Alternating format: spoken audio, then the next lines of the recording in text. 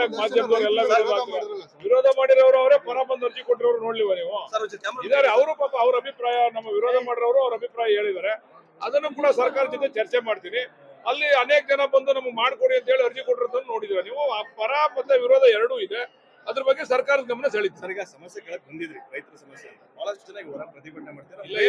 ಇಲ್ಲಿ ಸಮಸ್ಯೆ ಅನ್ನೋದಕ್ಕಿಂತ ಏನಾಗ್ತದೆ ಅಂದ್ರೆ, ಇಲ್ಲಿ ನಾವೇನ್ ಅಕ್ವಿಷನ್ ಮಾಡ್ಬೇಕು ಅಂತ ಹೊರಟಿದೀವಿ, ಕೆಲವು ದಾಖಲಾತಿಗಳು ಸ್ವಲ್ಪ ಕೆಲವರಿಗೆ ಸರಿ ಇರೋದಿಲ್ಲ.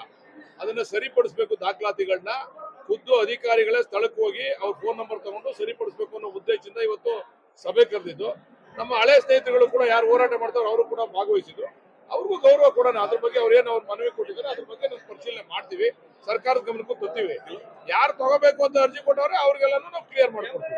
ಕೇಳ್ತಾ ಇದ್ರು ಸರ್, ಅಂದ್ರೆ ಎಷ್ಟು ದಿನ ಪ್ರತಿಭಟನೆ ಮಾಡ್ತಾ ಇದ್ವಿ, ತಾವು ಬಂದು ಸಮಸ್ಯೆ ನೋಡಿ. ನಾನು ಮಾತಾಡ್ಬೇಕಾದ್ರೆ ಹೇಳ್ದೆ, ಅಲ್ಲಿ ಪ್ರತಿಭಟನೆ ಮಾಡೋ ಸ್ಥಳಕ್ಕೆ ನಾನು ಹೋಗ್ಬೇಕು ಅಂತಿದ್ದೆ.